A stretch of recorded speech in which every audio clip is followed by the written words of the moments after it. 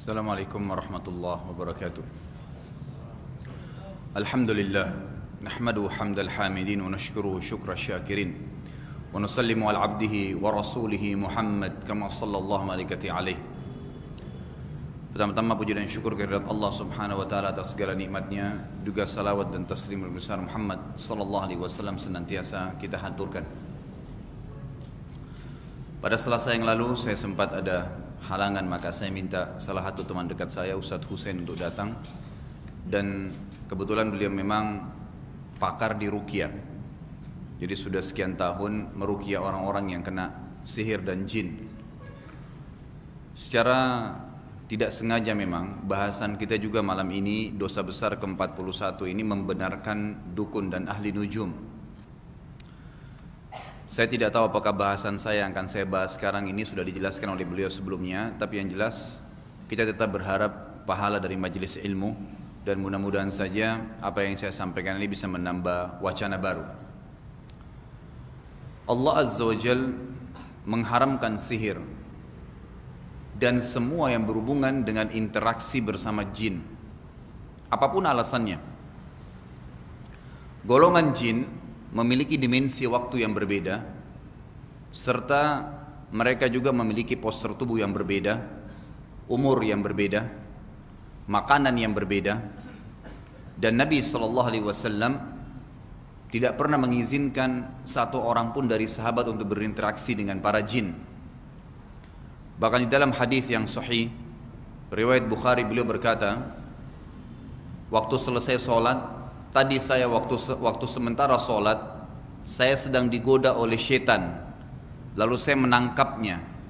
Kalau bukan karena saya mengingat permintaan saudaraku Sulaiman yang meminta kepada Allah agar diberikan kerajaan yang tidak layak untuk orang sebelum dan sesudahnya, diantaranya menguasai para jin, maka aku akan ikat syaitan tersebut di pohon di Madinah, agar masyarakat Madinah dan anak-anaknya mempermainkan syaitan itu.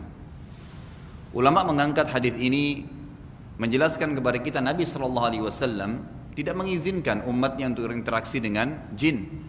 Tidak pernah Nabi SAW memanggil mereka untuk ikut di perang Uhud, di perang Badar, perang Khandaq, perang Khaybar. Tidak pernah. Beda dengan Nabi Sulaiman AS yang memang Allah Azza wa Jal memberikan kelebihan untuk bisa menguasai mereka. Golongan jin ini tiga tingkatan seperti manusia. Ada yang mukmin, dikenal dengan jin mukmin, sama dengan manusia mukmin yang sudah mengimani keenam rukun iman dan menjalankan kelima rukun Islam. Dan ini mustahil kerjasama sama manusia, apalagi mengganggu manusia, tidak mungkin. Golongan jin inilah yang tidak akan pernah mengganggu manusia, karena mereka tahu batasannya di mana Allah Azza wa Jalla melarang itu. Dan inilah yang merupakan sebab turunnya ayat 1 sampai ayat 17 dari surah Jin, di mana golongan jin-jin mukmin berkata, a'udzubillahi minasyaitonirrajim, wa kana yaqulu safihuna 'alallahi syatata. Dan dulu orang bodoh di antara kami, kata ulama tafsir disepakati adalah jin mukmin menuduh dan mengatakan si bodoh itu adalah iblis. Jadi iblis bukan pimpinan jin, tapi pimpinan para syaitan. Nanti akan kita jelaskan itu. Jin-jin mukmin sendiri memusuhi iblis. Bahkan sebagian ulama yang menjabarkan tentang keadaan mereka mengatakan juga terjadi jihad di alam jin antara jin mukmin dengan jin-jin yang kafir dan fasik yang dikenal dengan syaitan. Jadi tidak ada interaksi sama jin, dilarang memang. Kalau mereka melihat kita, itu memang Allah Azza wa Jalla izinkan, tapi kita tidak diizinkan untuk melihat mereka. Sebagaimana Allah Azza wa Jalla mengatakan dalam Al-Quran, a'udzubillahi minasyaitonirrajim, innahu yarakum huwa wa qabilu min haitsu la tarawnahum. Sesungguhnya jin-jin itu termasuk iblis dari syaitan, melihat kalian dan kalian tidak bisa melihat mereka. Memang sebatas itu. Ada jin yang fasik. Jin yang kedua adalah jin yang fasik. Siapa jin fasik? Ini jin muslim sama manusia. Fasik artinya dia masih menggabungkan antara keimanannya kepada Allah, kemuslimannya dengan maksiat. Seperti sekarang manusia banyak minum khamr, berzina, berbohong, menipu, tapi dia muslim. Maka ini namanya fasik. Ada golongan jin namanya, atau golongan fasik sama manusia. Dan ada golongan yang ketiga, jin kafir. Jin kafir sama jin fasik ini kalau digabungkan namanya syaitan. Dan dipimpin oleh iblis. Jadi tidak semua jin itu kafir. Dan tidak semua jin itu di bawah naungan iblis. Yang di bawah naungan dia hanya golongan syaitan yang terdiri dari golongan jin fasik dan kafir. Makanya jin-jin mukmin tidak akan interaksi sama jin yang kafir juga. Ya, sama sekali tidak berinteraksi. Kalau ada orang mengatakan di Indonesia cukup banyak nih, saya pelihara jin tapi jin muslim. Dari mana dalilnya Anda boleh pelihara jin? Kalau Anda pelihara hewan, dalam Islam ada dalilnya. Pelihara sapi, kuda, pelihara kucing, hewan-hewan dibolehkan dalam Islam, tidak ada masalah. Anak yatim dipelihara di rumah, iya, tapi kalau pelihara jin dari mana dalilnya? Sementara interaksi dengan mereka diharamkan mutlak. Diharamkan mutlak. Nabi SAW melarang itu dan dalam syariat kita tidak dibolehkan sama sekali. Syaitan-syaitan ini dari golongan jin berusaha selalu, karena mereka tunduk pada iblis, maka mereka berusaha selalu untuk menyesatkan manusia, menjadi prajuritnya iblis. Dan yang paling banyak berinteraksi dengan mereka 99% adalah para ahli sihir, ahli nujum, peramal, semua pakai jin. Enggak ada yang tidak pakai jin, tapi pakai golongan syaitan tadi ini, golongan syaitan. Mereka meminta tolong kepada jin-jin ini atau syaitan-syaitan ini untuk membantu misi mereka. Misinya apa? Ujung-ujungnya cuma satu, ingin mencari kehidupan dunia, ingin dapat duit supaya bisa makan. Dukun-dukun itu semua buka praktek untuk makan supaya dibayar, gitu kan. Tapi jin-jin atau syaitan ini punya batas. Ada hal-hal yang mereka bisa tembus, ada yang tidak. Maksudnya ada hal-hal yang mereka bisa jalankan, ada yang tidak. Ada yang bisa jalankan, ada tidak. Penyihir dan penyamun serta peramal ini juga ada levelnya. Level yang paling tinggi di antara para penyihir ini adalah yang mengikrarkan kekufurannya kepada iblis. Misal dia datang kepada iblis dan dia biasanya untuk ketemu iblis ini mereka pergi ke tempat sunyi, di gunung yang tinggi, di lautan, di hutan yang gelap. Setelah dia pakai bahasa sendiri, dia mengatakan wahai jin, wahai iblis, wahai syaitan, tolonglah saya. Maka iblis pun merespon panggilan dia itu. Pada saat datang pun akhirnya dia mengikrarkan kalau dia yang paling tinggi, dia mengatakan saya kufur kepada Allah, naudzubillah, dan saya beriman kepada kamu. Itu tingkatan penyihir yang paling tinggi. Maka dengan ikrar kekufuran itu iblis memberikan kepada dia bukan satu jin, bukan satu syaitan, tapi kerajaan syaitan. Bersama dia jutaan syaitan, ya, jutaan jin yang siap khidmah, siap membantu dia. Maka dia jalankan misinya. Seperti kasus di Indonesia sekarang. Pada saat pemilu, pilkada, banyak sekali orang yang tidak punya iman pergi datang ke dukun dan penyihir, lalu menggunakan kekuatan jin-jin ini untuk menguasai orang.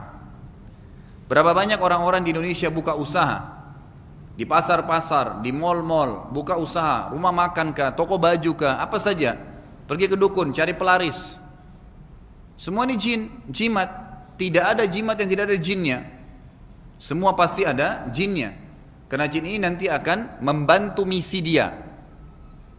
Berapa banyak orang di Indonesia yang begitu dia mulai balik SMA suka dengan lawan jenisnya.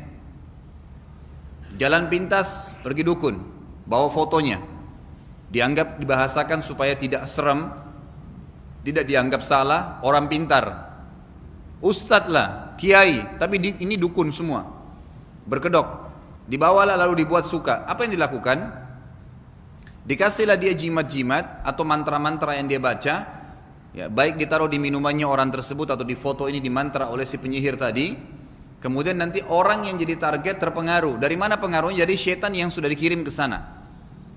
Nanti bisa masuk ke dalam mimpinya, dia bisa mimpi melihat orang tersebut. Setiap kali dia lihat cenderung dia merasa tertarik, ya, karena syaitan yang ada di sekitar dia yang sudah diutus ini tadi bergerak, membuat dia tertarik dengan orang yang sedang jadi target gitu. Dengan orang yang sedang jadi target. Jadi permainan syaitan ini selalu ingin merusak, ya. Dan yang paling senang sekali, yang paling luar biasa dari para penyihir itu kalau dia berhasil menceraikan suami istri. Makanya kalau datang penyihir, di penyihir itu seorang laki-laki yang bujang atau anak perempuan yang gadis minta dibantu karena suka lawan jenisnya, itu dinomor duakan oleh dukun. Kalau ada orang yang datang mengatakan saya suka istrinya orang ini atau suaminya orang ini, minta supaya disihir, itu langsung diiyakan. Karena iblis sangat senang dengan itu. Makanya para penyihir yang menjalankan itu maka dapat predikat tinggi oleh iblis. Sebagaimana dijelaskan dalam hadis yang sahih, kata Nabi SAW, iblis punya singgasana di lautan dan dia ingin menyamai Allah, karena Allah Azza wa Jalla ada arsy-Nya, singgasananya di atas lautan, di atas air. Tapi dia tidak akan pernah bisa, kata Nabi SAW. Tentu nggak bisa, mustahil. Iblis adalah makhluk yang sangat lemah. Maka kata Nabi SAW, dia meletakkan singgasananya di atas lautan, berarti iblis ada di lautan sekarang. Kita tidak tahu di mana posisinya, tapi di lautan. Kemudian setiap hari anak cucunya melapor, saya baru membuat si fulan bohong, saya baru membuat si fulan riba, saya baru membuat si fulan berzina. Sama iblis dianggap biasa, baik, disuruh tugas lagi, terus begitu, gak pernah berhenti. Sampai datang satu orang anak cucunya mengatakan, saya baru membuat suami istri bercerai. Maka sama iblis diangkat anak cucunya itu, didudukkan di sebelah singgasananya, diberikan predikat yang tinggi. Bahkan ada athar yang menyebutkan diberhentikan dari tugasnya, karena dianggap itu prestasi tertinggi. Makanya kata para ulama, kalau di luar rumah tangga syaitannya 5, maka dalam rumah tangga bisa 100. Apa saja bisa jadi pemicu suami istri ribut, apa saja. Dan subhanallah, tidak ada orang yang ribut tentang cerai, coba diruqyah, itu pasti ada efeknya, pasti ada pengaruhnya. Karena memang itu keinginan syaitan dan iblis, laknatullah alaihim.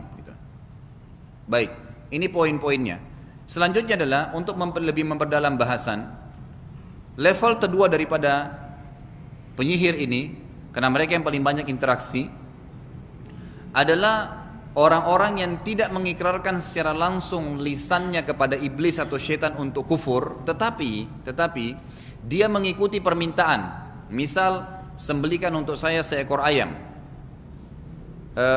bawakan untuk saya darah, ya, hewan tertentu, ayam hitam misalnya, atau apa saja.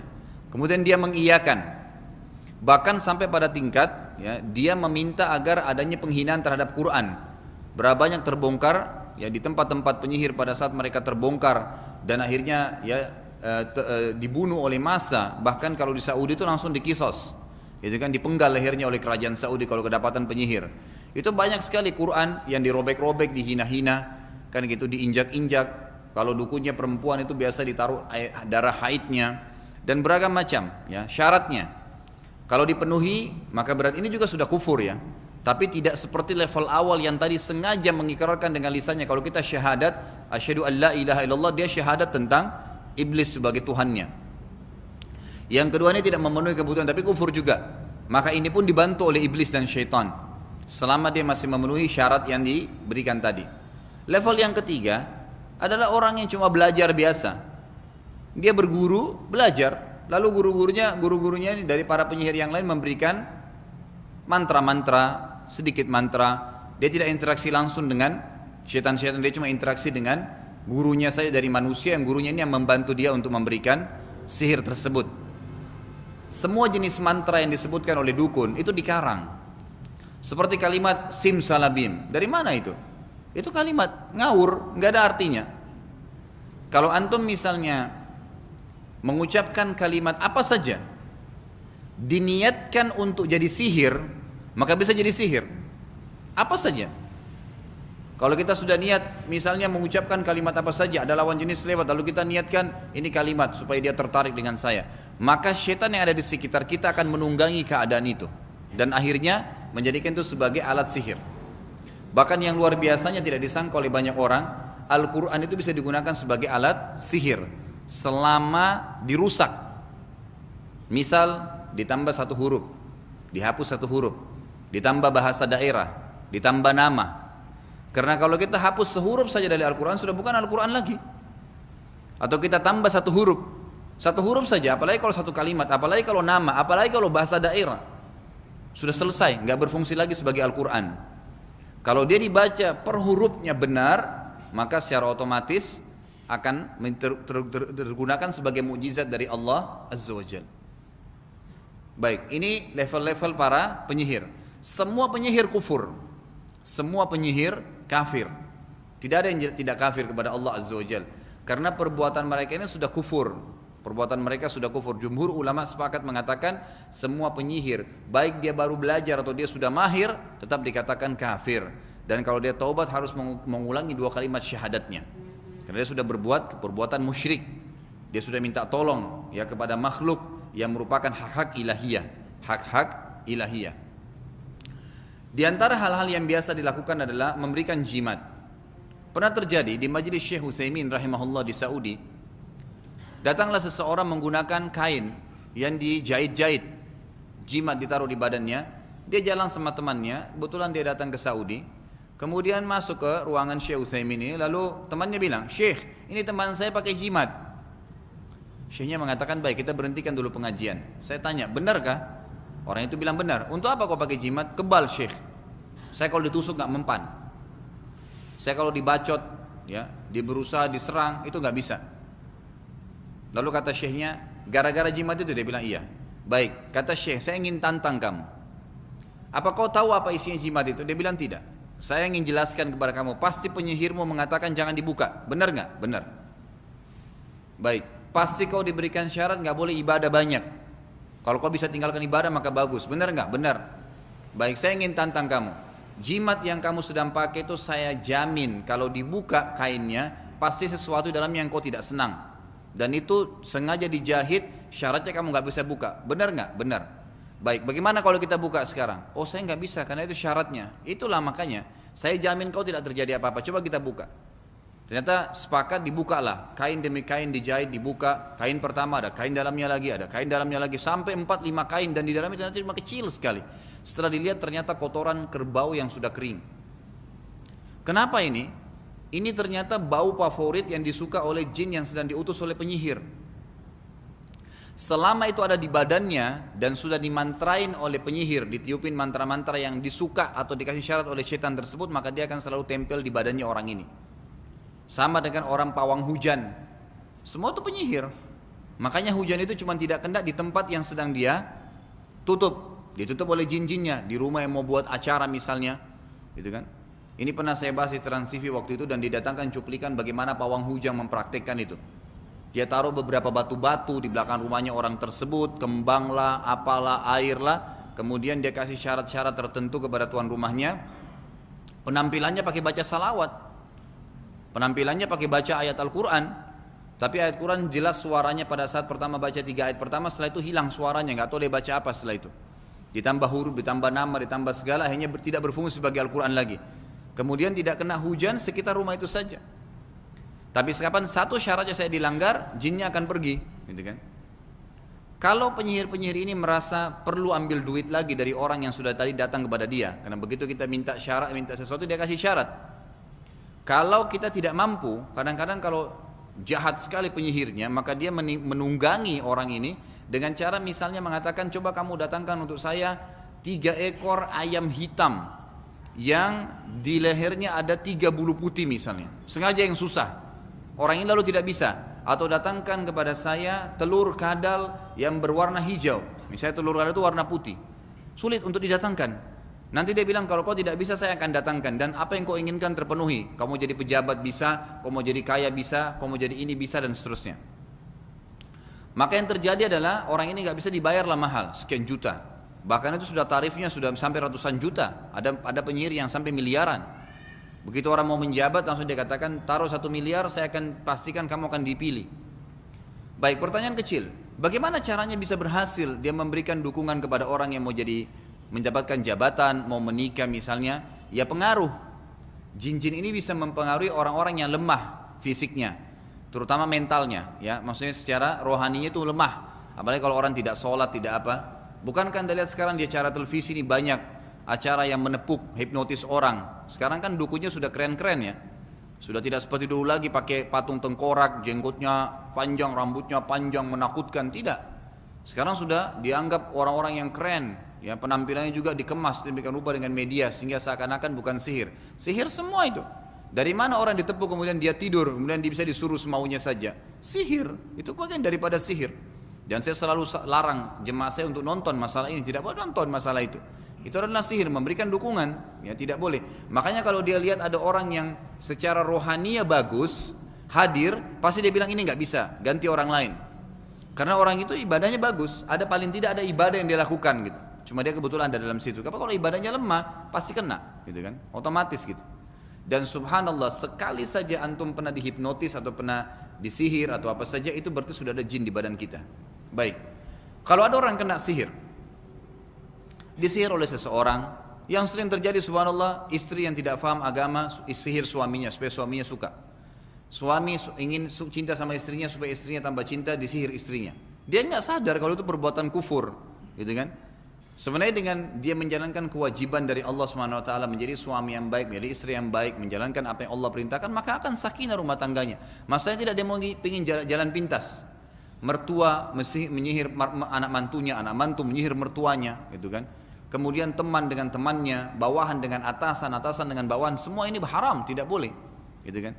Kalau kita sudah disihir, maka ada beberapa indikasi yang kita bisa jadikan sebagai kira-kira saya sudah kena sihir atau tidak. Yang pertama, malas sekali ibadah. Malas sekali ibadah. Kalau sudah jelas ada kemalasan kita dalam ibadah, mau ibadah nanti deh, malas, itu ada indikasi ada syaitan. Dan itu jelas itu. Kemudian yang kedua, efeknya lebih besar. Memang kalau mendengar ayat itu langsung mau marah. Baik itu tilawah Al-Quran, di MP3, di tape, atau di apa saja, langsung emosional. Atau kalau mendengarkan azan, melihat orang soleh, marah, gitu kan? Hidupnya penuh dengan maksiat setiap hari, dari pagi sampai sore sampai malam maksiat terus. Dari pagi gosipin orang, siang menipu orang, malam ke bar, minum khamr, malamnya berzina, maksiat semuanya. Ini diantara indikasi. Nah, yang paling besar itu biasanya memang ya akan terjadi ribut, suami istri bercerai, gitu kan? Atau misalnya orang yang emosional selalu memukul orang lain, selalu menzalimi orang lain, mencari ilmu kebal, ya, dan segalanya. Ini indikasi-indikasinya. Semua ini hanya bisa diobati dengan cara satu. Kalau antum bilang saya kena sihir, tapi saya mau obati dengan sholat, bisa nggak? Nggak bisa. Sholat nggak bisa ngobatin sihir. Perhatikan ini ya. Puasa nggak bisa ngobatin sihir. Haji umroh nggak bisa ngobatin sihir. Tidak ada yang bisa ngobatin sihir. Kenapa? Karena Allah memang menjadikan sihir itu obatnya hanya satu, diruqyah. Nggak boleh dengan cara lain. Jadi ada orang subhanallah sudah tahunan kena sihir, dia sholat 5 waktu iya on time. Mungkin dia sholat 5 waktu, dia tutup aurat iya, tapi dia nggak sadar di dadanya itu ada sihir, ada jin. Selama jin itu tidak diruqyah, ruqyah itu apa? Menyerang. Jadi kita dengan ruqyah itu ayat-ayat tertentu yang dipilih, doa-doa yang diajarkan Nabi SAW, itu kita sedang menyerang sihirnya, buhulnya di dalam badan dan jinnya lagi diserang. Maka dia nanti terganggu. Dengan dia terganggu dia akan keluar. Sebelum keluar, biasanya dia punya syarat dengan orang yang mengirimnya. Misal nggak boleh keluar sampai dia mati, nggak boleh keluar sampai targetnya diinginkan. Tapi kita terus diruqyah, dibacain ayat-ayat. Dan juga orang-orang yang meruqyah ini harus orang-orang yang faham. Harus faham, bacaannya benar. Dia juga harus sudah mempelajari sebelumnya apa saja ya konsekuensi orang kalau ruqyah itu.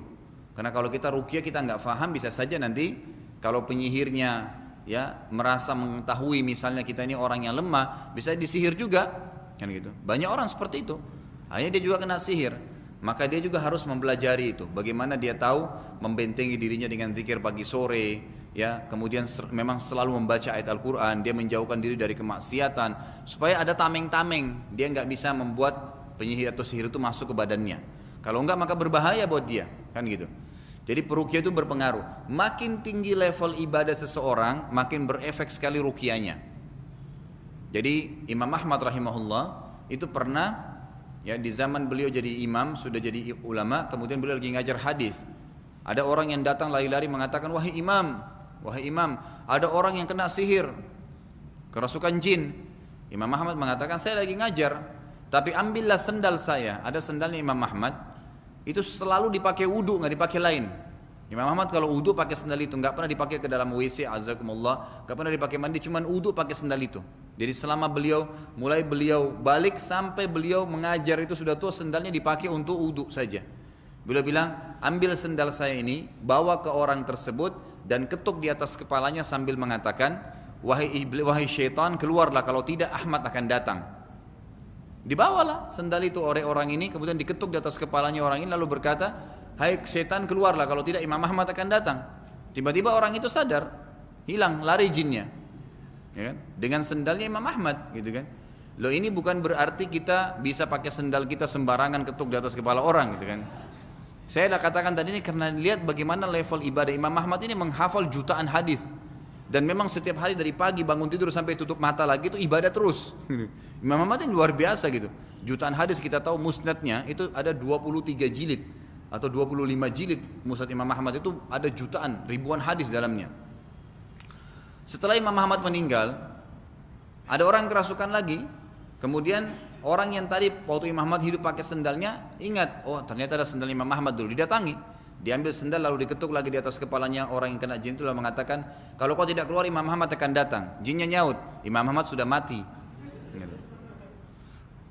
Lah memang tidak berfungsi lagi, karena memang pada saat ancaman Imam Ahmad datang bukan karena sendalnya, jinnya keluar karena takut Ahmad betul-betul datang. Kalau ahli ibadah yang datang dan faham tentang ruqyah itu, maka selesai, gitu kan? Baik, sihir ini terjadi ya, sama siapapun, sekuat apapun ibadah antum, bisa terjadi sihir itu. Makanya Nabi SAW, Nabi sendiri disihir oleh Lubab bin A'sam, salah satu orang Yahudi yang menyihir Nabi SAW. Gitu kan, dan Nabi SAW waktu kena sihir itu, sebulan Nabi kena sihir, itu kan beliau tidak tahu, tidak ingat sudah datangi istrinya atau tidak. Dari Nabi SAW sendiri kena sihir sampai dia berdoa kepada Allah SWT. Makanya nanti akan kita jelaskan bagaimana caranya kalau kita kena sihir, apa yang harus kita lakukan. Nabi SAW yang paling pertama beliau lakukan adalah beliau berdoa kepada Allah SWT. Maka kita berdoa kepada Allah SWT, minta agar diberikan petunjuk oleh Allah. Ya Allah, saya kenapa begini ya, malas sekali sholat malam ya Allah. Saya kok kenapa begini ya Allah, senang sekali bermaksiat. Ya Allah, kenapa saya gelisah kalau baca Al-Quran, berikan petunjuk ya Allah. Apakah ada sihir, ada jin kah? Kita minta petunjuk. Nabi SAW waktu itu minta petunjuk, lalu Allah datangkan dalam mimpi beliau, dalam hadis Bukhari, kedatangan dua malaikat, satu di kepala, satu di kaki. Yang di kepala mengatakan, kenapa orang ini? Yang di kaki beliau SAW berkata, orang ini kena sihir. Yang di kepala mengatakan, siapa yang sihir dia? Yang di kakinya mengatakan, Lubab bin A'sam. Lalu yang di kepala mengatakan, apa yang disihir darinya? Yang di kaki berkata, malaikat di kakinya beliau mengatakan, ini rambutnya yang diambil melalui pembantunya yang Yahudi dan potongan sisirnya. Lalu yang di kepala lagi berkata, di mana ditaruh sihir itu? Buhul itu. Itu jadi buhul namanya. Buhul itu adalah alat-alat perangkat yang digunakan oleh penyihir yang sudah dimantra, ditaruh jin di situ. Apa saja itu? Daun kah, akar pohon kah, sisir kah, apa saja, rambut manusia, foto, apa saja kalau sudah dimantra oleh mereka maka bisa jadi alat sihir. Maka Nabi SAW berdoa, datanglah malaikat ini. Kemudian ditunjukkan di mana ya sihir, di mana ditaruh buhul itu. Malaikat yang di kepala bertanya, yang di kaki mengatakan di sebuah sumur di sukunya di orang Yahudi ini. Ya. Kemudian datanglah Nabi SAW ke sumur tersebut dengan Ali dan Zubair bin Awam radhiyallahu anhuma. Kemudian membongkar sumur tersebut, menemukan buhul itu, rambut Nabi SAW dan sisinya sedang dililit di batang pohon. Kemudian ditutuplah sumur tersebut dan dimusnahkan buhul itu. Jadi yang pertama berdoa. Yang kedua adalah kita meruqyah diri. Ruqyah diri ini bisa dengan ruqyah diri sendiri atau minta diruqyah oleh orang lain. Ruqyah diri sendiri ini seperti misalnya kita membaca ayat-ayat ruqyah, membaca ayat ruqyah, dan kemudian kita melawan apapun indikasi yang membuat kita malas untuk ibadah kepada Allah Subhanahu wa taala. Apapun yang membuat kita malas kita lawan, gitu kan? Kemudian bisa juga kita diruqyah oleh orang lain. Mungkin antum bertanya, bukankah Ustaz ada larangan untuk minta diruqyah? Ini banyak orang salah faham. Allahu alam, yang saya pegangi pendapat yang kata Nabi SAW, ada 70.000 dari umatku yang masuk surga tanpa hisab. Di antaranya adalah mereka yang tidak minta diruqyah. Mereka hanya bertawakal kepada Tuhan mereka. Mereka yang tidak bertato, gitu kan? Kata-kata tidak minta diruqyah, kata ulama adalah ruqyah yang tidak syar'i. Ruqyah yang tidak syar'i. Bagaimana ruqyah tidak syar'i? Ada orang subhanallah datang, lalu dia meruqyah orang. Tapi yang dia sebutkan itu macam-macam. Lain bukan yang Nabi SAW ajarkan, bukan menggunakan ayat Quran. Atau kalau menggunakan ayat Quran diputus-putus ayat Quran tersebut, maka ini jadi masalah malah. Ini malah jadi masalah. Nah, jadi ruqyah syar'i dibolehkan, enggak ada masalah. Kalau ada indikasi dari penyebab memang kita ada rasanya sihir itu, maka harus berobat. Kalau enggak, muskil, banyak masalah. Orang yang sering ribut rumah tangganya, orang yang sering tidak tenang beribadah, orang yang tadi beberapa indikasi sebutkan itu harus diruqyah. Yang itu jadi yang kedua dia pertama dia berdoa, yang kedua dia minta diruqyah sendiri atau dia diruqyah oleh orang lain. Yang ketiga, dia memaksakan diri tanda kutip terus beribadah kepada Allah Subhanahu wa taala. Jadi waktu-waktu di mana dia malas ibadah, maka dia harus ya beribadah. Yang keempat, dia menepis semua sifat takutnya. Karena pintu syaitan yang paling utama adalah takut dan marah. Yang paling utama kalau orang kena sihir itu takut. Ya dibuat takut, ya. Jadi ada di antara cuplikan yang pernah saya lihat itu Syekh Abdul Rauf bin Zima dari Yordan. Beliau memang pakar ruqyah. Beliau mengatakan kalau buhul diambil oleh penyihir, rambut misalnya, atau apa saja, foto, pakaian dalam, pokoknya yang langsung berinteraksi dengan atau yang langsung kita gunakan, maka itu kalau orang itu sering mengambang pikirannya, berarti ditaruh di tempat yang tinggi buhulnya. Nanti kalau di ruqyah jinnya akan ngomong, oh saya ditaruh buhulnya di atas pohon, di atas atap. Kalau dia buhulnya ditaruh kalau dia sering takut, buhulnya ditaruh di kuburan. Sehingga jinnya selalu membuat dia takut. Kalau dia selalu pegang uang pun habis uang, dia tidak tahu kemana uang itu, maka itu ditaruh di air sehingga selalu ngambang. Seperti orang kalau ngangkat air habis, gitu kan? Makanya sihir itu juga berpengaruh, jin itu berpengaruh kepada penghasilan. Kita punya penghasilan nih, lalu dibuat kita kacau balau pikirannya, gitu kan? Dibuat kacau balau sehingga kita selalu mengeluarkan pada hal yang tidak perlu. Innal mubadzirina kanu ikhwana syayatin, kata Allah, ya. Orang yang mubadzir, membeli hal yang tidak penting, itu berarti dia saudaranya syaitan. Jadi syaitan buat itu sehingga habis. Atau dia terjerumus dalam riba, dalam hal yang haram, sehingga akhirnya modal yang haram misalnya, manipulasi orang, manipulasi data, makanya jadi haram semua pendapatan dia, kan gitu. Jadi ini diantara hal-hal yang dilakukan. Baik. Banyak orang tidak sadar bahwa saya mendatangi penyihir dan dukun, peramal, ahli nujum itu haram. Termasuk tolong perhatikan baik-baik ini, terutama akhwat kita, jangan pernah beli majalah kalau yang tidak islami. Dan terutama kadang-kadang banyak yang beli majalah hanya paling pertama buka ramalan bintangnya. Bintang saya Sagittarius, bintang saya Taurus, bintang saya ini, bintang saya itu, lalu dibaca ramalannya. Nggak boleh ramalan dalam Islam. Menebak jodohnya begini, cintanya begini, rezekinya begini, dari mana semua tebakan itu? Tidak ada dalam Islam. Orang tidak tahu apa yang akan terjadi besok, kita disuruh ikhtiar maksimal dalam Islam. Dan Nabi SAW sudah mengatakan kepada kita, kalau kalian bertawakal kepada Allah, benar-benar menyerahkan diri kepada Allah, pada saat pagi hari keluar cari rezeki, maka pasti Allah akan berikan kepada kalian rezeki. Pada saat kalian pulang sore hari, sebagaimana Allah berikan rezeki burung yang mencari makanan untuk anaknya, yang pergi pagi dan pulang sore sudah bawa bekal makanan untuk anaknya. Kita bertawakal kepada Allah SWT, berikhtiar, cari jalan yang benar lalu kita jalan. Rezeki kita tidak akan pernah diambil oleh orang lain dan kita pasti akan mendapatkan apa yang sudah Allah jadikan sebagai bagian kita. Allah SWT berfirman, beliau menyebutkan dalil yang pertama adalah surah Al-Isra ayat 36. A'udzubillahi minasyaitonirrajim, wala taqfu ma laysa laka bihi ilm. Dan janganlah kamu mengikuti sesuatu yang kamu tidak mempunyai ilmu tentangnya. Kata ulama tafsir adalah ilmu-ilmu yang tidak bermanfaat yang Allah haramkan. Jadi ada ilmu yang kita dianjurkan untuk pelajari seperti Al-Quran, Sunnah, gitu kan? Tidak pernah habis itu, tidak akan pernah habis. Mungkin kita kalau berikan seluruh umur kita tidak akan memberikan kecuali sebagian darinya. Makanya sebagian ulama mengatakan ilmu syar'i itu kalau engkau memberikan seluruh hidupmu, maka dia hanya memberikan kepadamu setengah hidupnya. Jadi ulama pun itu sampai tua, sampai mati pun masih ada yang mereka belum ketahui. Wajar, apalagi kalau kita cuma datang seminggu sekali pengajian.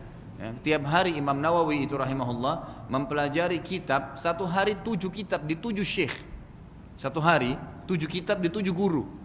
Gitu kan, jadi guru ini sebentar belajar hadis, sebentar belajar fikih, sebentar belajar akidah, sebentar belajar sirah, pindah guru, satu hari 7. Itu pun masih beliau meninggal masih kurang ilmunya. Beliau masih merasa kurang, apalagi kalau kita cuma datang belajar dosa-dosa besar seminggu sekali. Tapi sudah cukup alhamdulillah daripada tidak hadir sama sekali. Tapi ini tidak cukup, coba dipelajari, ditambah gitu kan. Kemudian Allah SWT berfirman dalam ayat yang lain dalam surah Hujurat ayat 12, A'udzubillahi minasyaitonir rajim, inna ba'dadh-dhanni itsm. Sesungguhnya sebagian prasangka itu adalah dosa. Kenapa ayat ini diangkat oleh beliau? Karena ternyata sihir itu yang mendorong orang mulai mau masuk ke sihir mulai dari prasangka. Orang ini mungkin nanti suka saya kalau saya ke sihir ya. Mungkin orang ini tidak suka sama saya mau tundukkan dia. Oh mengintip, sangka, prasangka. Dan ingat, dalam Islam tidak boleh prasangka buruk, tidak boleh, celah sekecil apapun tidak boleh. Kata Nabi SAW, ya, ittaqudz dzann fa innadz dzanna akdzabul hadits. Jauhi prasangka buruk, karena prasangka itu adalah sebohong-bohong perkataan dan pernyataan. Tidak boleh. Apapun alasannya. Apapun alasannya. Teman kita janjian terlambat. Kata Nabi SAW, kalau ada sesuatu yang kita janjian sama orang, suami istri janjian, atau belum ditepatin janjinya atau apa saja, kata Nabi SAW, iltamis li akhika udhra. Selalulah cari alasan positif untuk saudaramu. Misal terlambat janjian, oh mungkin dia terlambat, mungkin dia macet, mungkin dia begini. Sangka baik, jangan buka sangka buruk, karena itu membuka pintu syaitan. Membuka pintu syaitan, selalu sangka baik. Ada kejadian nyata di Saudi, diangkat oleh salah seorang syekh. Dua orang sahabat, yang satu ini butuh sekali uang, anaknya lagi sakit. Telepon temannya, ya akhi tolong bantu, ini tidak ada uang, anak saya sakit harus dioperasi malam ini. Dia temannya bilang baiklah, kepepet gitu. Saya insya Allah 1 jam lagi datang, kata temannya. Temannya ini masih 1 jam lewat, nggak ada. Ditelepon sama temannya yang butuh uang, mati HP-nya. Yang tadi sudah sangka buruk nih, yang lagi sakit anaknya. Kemana tadi katanya janji 1 jam nggak datang, 2 jam nggak datang, 3 jam nggak datang. Setelah jam ketiga baru datang orang sahabatnya ke rumah sakit. Lalu waktu dia lihat, dia bilang, ya akhi dari mana, kenapa nggak datang? Dari tadi saya telepon HP ente mati. Ini sudah mulai dengan sangka buruk ya. Apa yang terjadi? Sahabatnya bilang, tadi memang saya janji 1 jam saya mau datang, tapi setelah saya lihat di ATM tidak ada uang saya. Maka yang saya terjadi adalah saya ingin bantu kamu, saya ke toko counter HP dulu, saya jual HP saya, makanya HP saya mati. Saya jual HP saya dapat duit, ya setelah saya keliling-keliling menawar-nawar lihat harga yang tertinggi, barulah saya selesaikan dalam jam yang kedua. Jam yang ketiga saya menuju ke kamu dan sekarang ini uangnya, silahkan. Kalau dia sangka buruk tadi apa? Dia pikir saudaranya tidak mau bantu, padahal sebenarnya subhanallah orang berkorban luar biasa menjual HP-nya untuk dia. Berapa banyak orang begitu? Janjian sama kita ban motornya pecah. Kan gitu, banyak sekali. Ada orang subhanallah tabrakan, kita sudah marah-marah ternyata dia tabrakan, kita nggak ngerti. Maka iltamis li akhika udhra, selalu carilah alasan yang positif untuk saudaramu. Kemudian dalam surah Jin dikatakan juga ayat 26 dan ayat 27, Allah SWT berfirman, a'udzubillahi minasyaitonir rajim, alimul ghaibi fala yudhhiru ala ghaibi ahada illa man irtada mir rasul. Al-ayat. Dialah Allah Rabb yang mengetahui segala yang gaib, maka dia tidak memperlihatkan kepada siapapun tentang hal yang gaib itu kecuali kepada Rasul yang diridhoinya. Artinya tidak pernah ada yang tahu gaib. Jin-jin pun itu dalam ayat Al-Quran surah Jin diceritakan mereka susun-susun ke langit untuk mendengarkan berita. Karena dalam hadis Bukhari dijelaskan kalau Allah ingin menjalankan sebuah perintah di bumi besok, malamnya itu Allah beritahukan kepada Jibril. Jibril beritahukan kepada malaikat di langit ke-7, langit ke-7 sampaikan langit ke-6, langit ke-6, langit ke-5, ke-4, ke-3, ke-2, ke-1. Nanti malaikat di langit pertama ini semua saling ngobrol, besok akan turun hujan di sana, besok akan mati si fulan, besok akan begini, besok akan begitu. Jin-jin ini susun-susun sampai ke langit pertama mendengar, mencuri informasi. Apa yang mereka curi diambil, lalu mereka kembali ke bumi, kembali ke dukun-dukunnya. Ini loh tadi informasi begini. Tapi itu sebelum Nabi SAW diutus jadi Nabi, mereka leluasa curi informasi, pulang, sampaikan lagi penyihir. Makanya penyihir berkuasa. Setelah Nabi SAW diutus, mereka tidak bisa lagi. Dalam Al-Quran surah Jin mereka mengatakan, ya kan? Mereka sudah nggak bisa lagi. Mereka selalu dilempari dengan panah-panah api. Mereka dilempari panah-panah. Tapi ada sedikit di antara mereka yang berhasil mencuri informasi itu. Lalu Nabi SAW mengatakan di dalam hadis yang sahih, ini diriwayatkan oleh Imam Abu Dawud dalam kitab At-Tib, bab fi al-kahin, yang bunyinya man ata arrafan aw kahinan fasaddaqu bima yaqul faqad kafara bima unzila ala Muhammadin sallallahu alaihi wasallam. Barang siapa yang mendatangi dukun lalu membenarkan apa yang dikatakannya, membenarkan, oh ini saya ramal tanganmu ya, garisnya sekian, berarti jodoh kamu ini, umur kamu sekian. Ramal. Dari mana orang bisa ditahu nasibnya? Dari tangan, dari alis, dari muka, gitu kan? Kalau dia dari Afrika, kulitnya hitam, bagaimana bisa ditebak, gitu kan? Tapi begitulah orang kejahilan mempercayai sembarangan dukun berbicara, gitu. Siapa yang mendatangi tukang penyihir, dukun, peramal, lalu membenarkan apa yang dikatakannya, maka dia telah kafir dengan wahyu yang diturunkan kepada Muhammad sallallahu alaihi wasallam. Kemudian Nabi SAW juga pernah bersabda di suatu pagi yang pada saat itu turun hujan. Di dalam hadis riwayat Imam Bukhari Muslim, yaqulullahu ta'ala asbaha min ibadi mu'minun wa kafir, wa man qala mutirna bi fadlillah fadzalika mu'minun bi wa kafirun bil qawqab, wa man qala mutirna bi naw'in kada fadzalika kafirun mu'minun bil qawqab. Allah SWT berfirman, waktu itu turun hujan subuh hari ya di Madinah. Lalu Allah menyampaikan melalui Nabi SAW dan hadis Qudsi, di antara hamba-hambaku ada yang tiba pada pagi hari ini mukmin, ada yang kafir. Barang siapa yang mengatakan kita diturunkan hujan semalam karena karunia Allah, maka dia adalah orang yang mukmin kepadaku dan dia kafir kepada bintang-bintang. Dan ada orang yang berkata, kita diturunkan hujan karena bintang fulan. Jadi karena terjadi bintang inilah, bintang itulah, seperti bentuk kalajengking, bentuk inilah, gara-gara ini turun hujan. Maka dia telah kafir kepadaku dan beriman kepada bintang.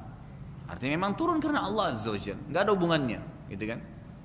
Lalu dikatakan dalam hadis yang lain juga di riwayat Imam Muslim, man ata ar-raman fasalu an syai'in fasaddaqa wa lam tuqbal lahu salatun arba'ina yauman. Barang siapa yang datang kepada tukang dukun, peramal dan yang sejenisnya, lalu bertanya padanya tentang sesuatu dan membenarkannya, maka dia tidak diterima darinya solat selama 40 hari. Dan sudah pernah saya jelaskan ini, 40 hari ke belakang, bukan ke depan. Jadi jangan lagi ada pertanyaan sebentar habis Isya, Ustadz saya masih solat nggak? Gitu kan? Ya tetap solat, karena bukan ke depan, tapi 40 hari ke belakang hilang solat antum karena ke dukun. Jadi nggak usah datang aja majelis ilmu, gitu kan? Lebih baik ustadz yang didatangin. Kemudian hadis yang terakhir diangkat oleh beliau adalah hadis sahih riwayat Abu Daud, man iktabasa syu'batan minan nujum iktabasa syu'batan minas sihr. Barang siapa yang mengambil sesuatu dari ilmu nujum, ramalan-ramalan, maka dia telah mengambil sesuatu dari jenis ilmu sihir. Jadi sihir itu banyak sekali, gitu kan? Maka dia telah mempelajari ilmu sihir, artinya dia telah melakukan perbuatan yang diharamkan dalam agama kita. Allahu a'lam. Sudah masuk Isya? 3 menit lagi. Baik.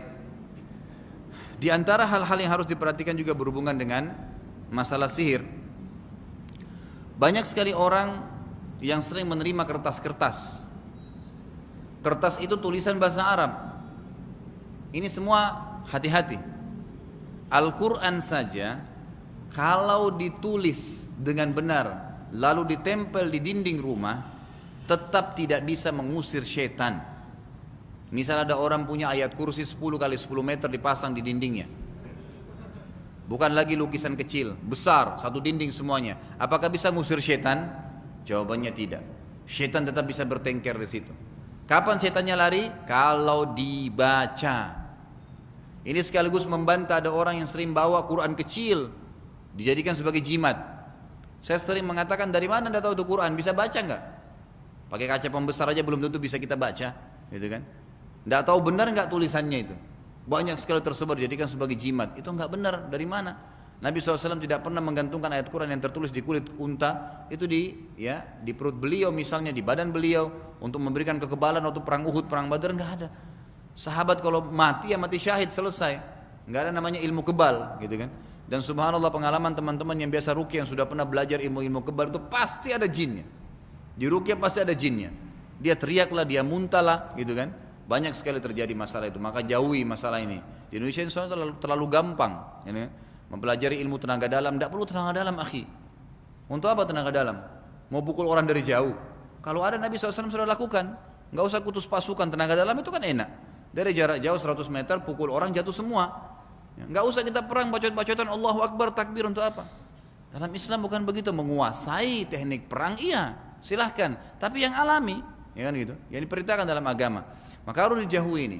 Termasuk kertas-kertas. Anda kalau mau menikah, itu kan saya pernah dilihatkan oleh salah seorang ibu di Kemang begitu. Kertas ditaruh di sebuah map kecil, dijual itu. Subhanallah. Bisa bayar sampai ratusan jutaan rupiah. Ini kalau kamu taruh nanti dipegang, selama kamu pegang tidak akan ribut rumah tanggamu. Waktu saya jelaskan masalahnya di pengajian saya itu, kemudian ibu itu keluarkan, Ustadz ini yang saya pegang. Dia sudah lama menikah dan tidak pernah ribut rumah tangganya. Dia pertama percaya seakan-akan dari kertas itu. Saya bilang bukan, ibu tidak bertengkar karena ibu menjalankan kewajibannya ibu. Suaminya ibu juga menjalankan kewajiban. Semua sama-sama membangun rumah tangga dengan cinta, maka tidak ada masalah. Tapi bukan kertas ini, begitu saya buka sama semua standarnya. Kalau mereka menggunakan jin-jin muslim, maka untuk mengelabui orang pakai bahasa Arab, huruf hijaiyah dibolak-balik, gambar pedang, gambar bintang, tulisan ini macam-macam. Nanti di bawahnya ada nama-nama Ashabul Kahfi, nama-nama ini, nama-nama itu. Saya pernah temukan itu berapa kali. Ditulis dalam bahasa tulisan Arab tapi bahasa Indonesia. Ini namanya 7 orang Ashabul Kahfi dan ini nama anjingnya, gitu kan? Namanya fulan, fulan, fulan. Tidak ada nama itu, tidak pernah disebutkan dalam buku tafsir atau ayat Al-Quran tentang nama 7 orang Ashabul Kahfi. Tapi dikarang-karang sampai dia ternyata itu nama-nama jin. Dia tidak sadar nama-nama jin, gitu kan? Maka hati-hati ini. Termasuk juga, saya tidak tahu satu sen mungkin sudah jelaskan atau belum kemarin, itu kalau menggunakan juga nama-nama Allah dan disalahgunakan. Ya, pernah pengalaman beliau sebenarnya yang menyampaikan ke saya, ada pernah orang kerasukan jin itu gara-gara dia setiap hari waktu di ruqyah jinnya ngomong, kenapa kau masuk di sini? Dia bilang saya tiap hari dipanggil sama orang ini 1000 kali.